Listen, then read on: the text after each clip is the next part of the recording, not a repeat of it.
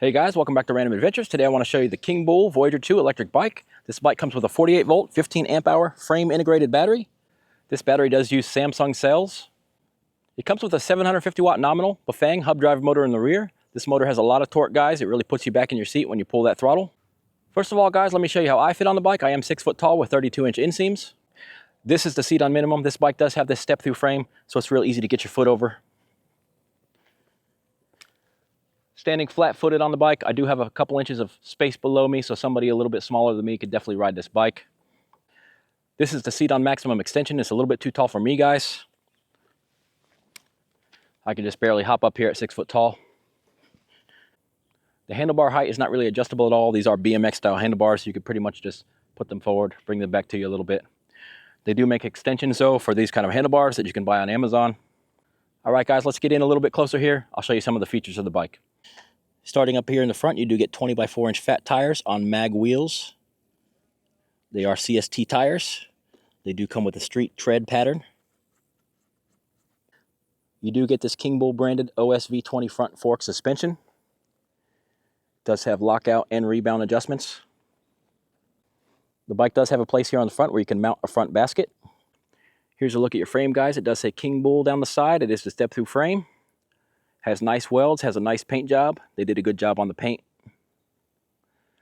Does have this frame integrated rear rack. This thing is all welded together. Really solid rack. This thing has a 150-pound weight limit. It does come with the bamboo board on top. Your 48 volt, 15 amp hour Samsung battery is frame integrated in here. There is a key here. If you want to remove the battery, you can pull this out of here. All right, guys, let's take a look at the crankset. Do get some metal pedals. Seem to have good bearings. Does have the dual-sided chain guard to keep your chain in. It is plastic here.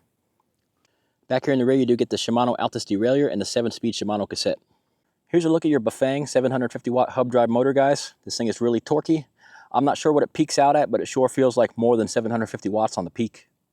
Here's a look at your seat, guys. It does have padding. It is a little on the firm side. I've already ridden the bike. And there is no suspension in the rear. This is a hardtail bike in the rear. So you might want to get yourself a suspension seat post to go with this seat. It is 33.9 millimeters on that seat post. You do get your tail light and brake light in the rear. No turn signals. Guys, this bike does come with Zoom hydraulic brakes. They do have 180 millimeter disc rotors, front and rear. This is a nice set of brakes. Just looking at the handlebar starting on the left, you do get some leather wrapped hand grips. They are mounted in place with some bolts on both sides.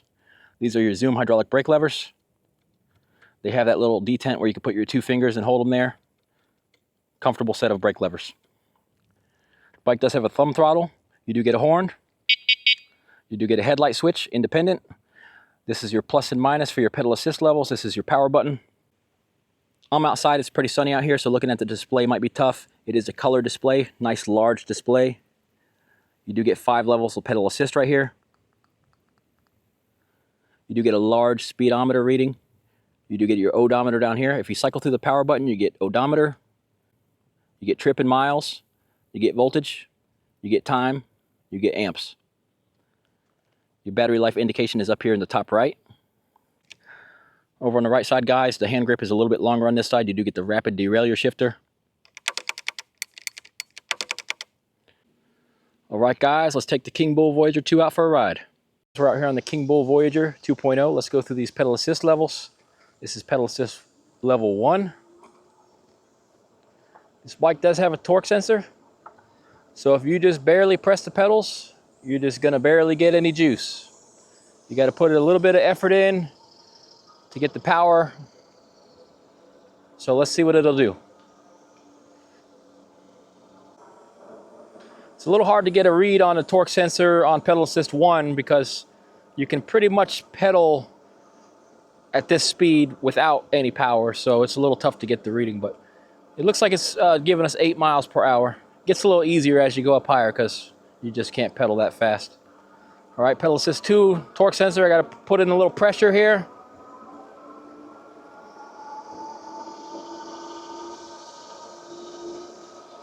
Seems like it's taking us up to about 14.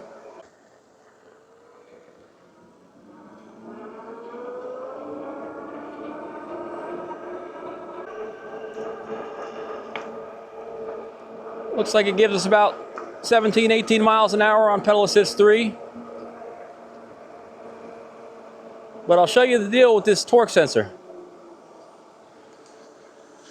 Even though you can go 17, 18 miles an hour on pedal assist 3, with the torque sensor you can just cruise along, right? We're still in pedal assist 3. If you don't want to go 18 miles an hour, just don't put as much pressure on the pedals. It'll let you cruise at a nice low speed, even in pedal assist 3. That's the beauty of a torque sensor right there. It gives you what you're asking for. Unlike a cadence sensor, if I was just rotating my legs on the cadence sensor, it's going to give me all the power whether I want it or not. So torque sensors are a step up, a level up, and this bike has one. So that is a beautiful thing. Seems to be a pretty intuitive torque sensor too. It can definitely feel what I want and gives me the power when I want it. All right, guys, let's try pedal assist 4. I'm in gear 6.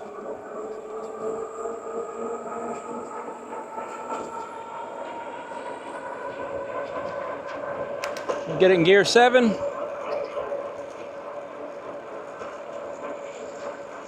Seems like pedal assist 4 is giving us 23 miles an hour. All right, guys, we flipped it around here. We're going to do an acceleration run, bump it up to pedal assist 5, and then we're going to see what our top speed is. We're going to run it against the radar gun here. I'm going to do throttle only. There is a couple people up there, so I need to get by them. Otherwise, I'll be waiting forever, so let's go. Let's see what it'll do on acceleration, 0 to 20. It's got a real nice acceleration. There's 20. Looks like I'm gonna have to put some pedal assist in to get faster than this. The throttle cut us off at 20, so we'll try out this torque sensor.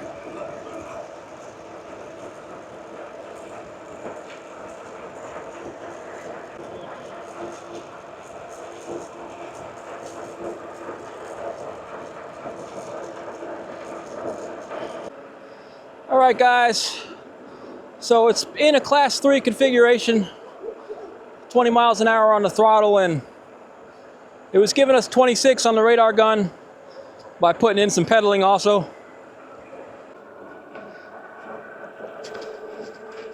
One thing I can notice about the bike is it does have some pretty low range gears.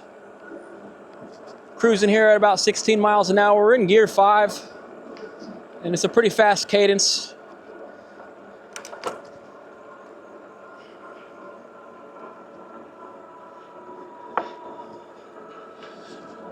So at about 15 to 17 miles an hour, gear 6 feels pretty good. All right, I thought I was going to hit a cul-de-sac. Maybe this goes on around, I'm not sure. You do got to work for the power with the torque sensor. But if you don't feel like pedaling, you always got the throttle.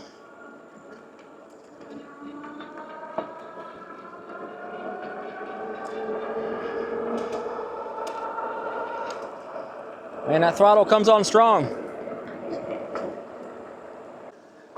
This bike has these street tread tires, so I'm actually getting to hear the motor today. Usually all I hear is the knobby tread tire sounds on most of the bikes, but you can't really hear these tires because they got the street tread. So I'm getting to listen to that Bafang motor. Sounds pretty good.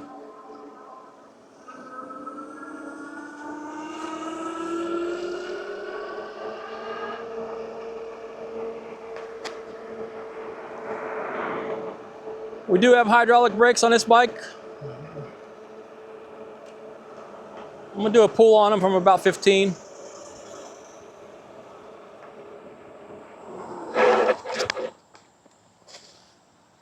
Zoom hydraulic brakes, 180 millimeter rotors. Lock these tires right up, no problem. I'm not gonna do a whole lot of off-roading with this bike, guys. The ground is totally soaked. I will run it through the grass here. I can tell you this front suspension is nice and soft. I'm already regretting even coming where I'm at, so I don't want to stop because it's so soggy.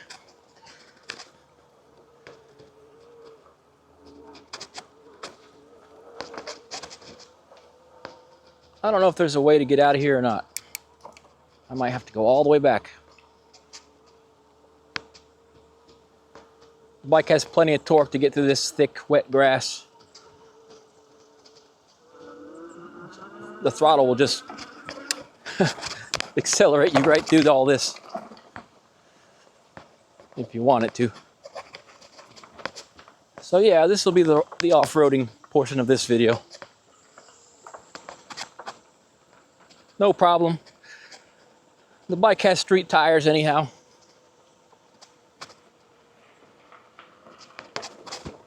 Run over some big tree roots here with the front suspension. Oh yeah, no problem until you hit that back tire. It's a hardtail in the rear, so if you're not super worried about getting the longest range, you can air that back tire down.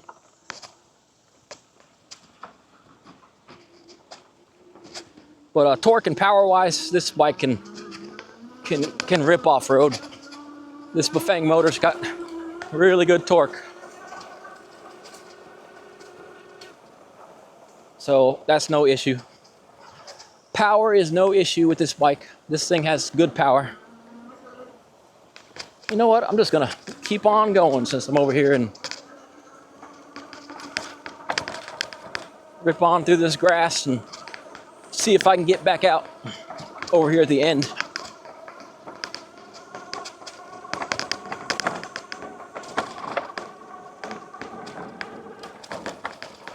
Give you guys a chance to see just how much power the bike does have. Nice. Real nice. Now we'll have to find out how much dirt we got in the brakes after that little stunt.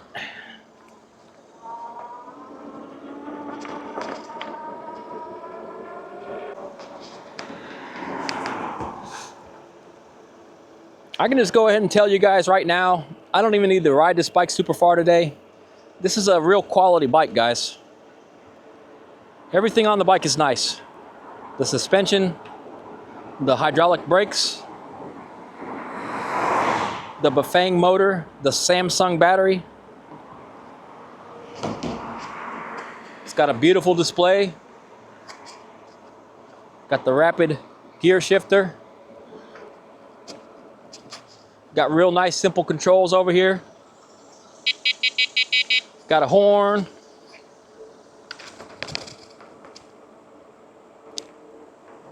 Very simple. This is just a good bike.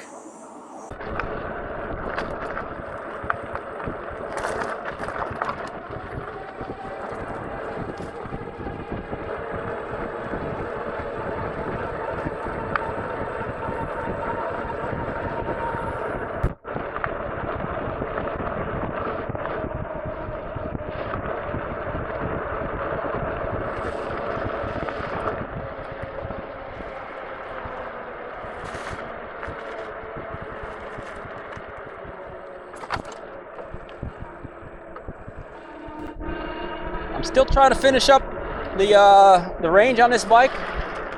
It's taken a while. The bike's got a pretty long range, so I came over here to the lake to ride around the lake, put a few more miles on it. I don't usually drain bikes all the way down to the end. I don't always have time to do that, but when I get this close and I'm already down to one battery bar and there's still some time left in the day, I think it's a good idea to give you guys an idea what the bike can do. I don't really know how my audio is coming through at the moment because my microphone is dead. Hopefully the on-camera microphone is picking up all right. I got a little bit of a goal here with the range. Since we're this close, we're at 28 miles, we're on the last battery bar. I'll be satisfied to see it roll over 30 miles. That way I can let you guys know that the bike can do at least 30 miles with a 215-pound rider. Of course, the bike can always go as far as you're willing to pedal it.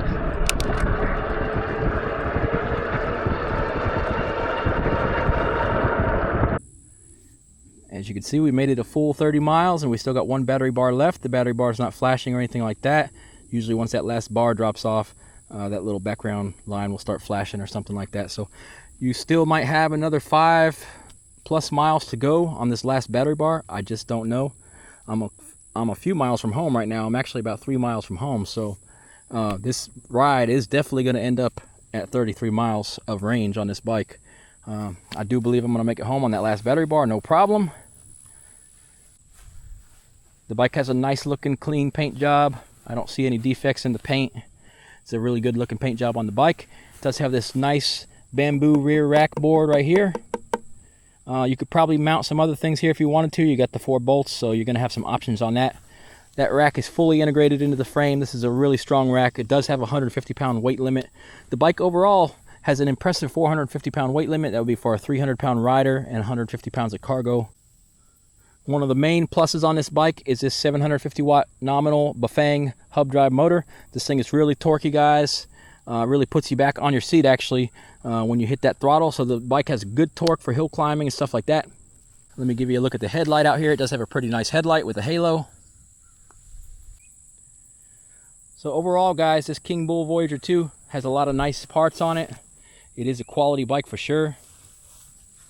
Even the hand grips are upgraded. Nice leather locking hand grips, stuff like that. So they didn't really spare any expenses on this bike. Now let me talk about the couple little downsides to the bike, in my opinion. The bike can go 28 miles per hour when it's unlocked to class 3. I do feel like the pedaling gear ratios are not quite up to snuff on that. The bike really only feels comfortable to pedal up to about 20 miles per hour, in my opinion. So if you do want to achieve that 28 miles per hour, you really got to put a high cadence in and a little bit of work to get up to 28 miles per hour. The bike will cruise all day long effortlessly at about 20 miles per hour. That's kind of its sweet spot for this bike, which that's plenty fast for most people. But if you do need it to go 28 miles per hour, put it in 7th gear, pedal away, and you're going to get up to 28 miles per hour. Like I said, you can get an upgraded controller for this bike. If you want to make it go 35 miles per hour, you can do that also. I do like the BMX style handlebars. I like these a lot because you can always put extra lights and speakers and stuff here on these handlebars. The display is kind of large, so it takes up some of your space here, but it is a good looking color display. Turned off on us now. Alright guys, if this Kingbull Voyager 2 cargo electric bike is the bike for you, I will put the link for this bike below the description of the video. Like and subscribe to the channel for more e-bike content, guys. We'll catch you in the next one.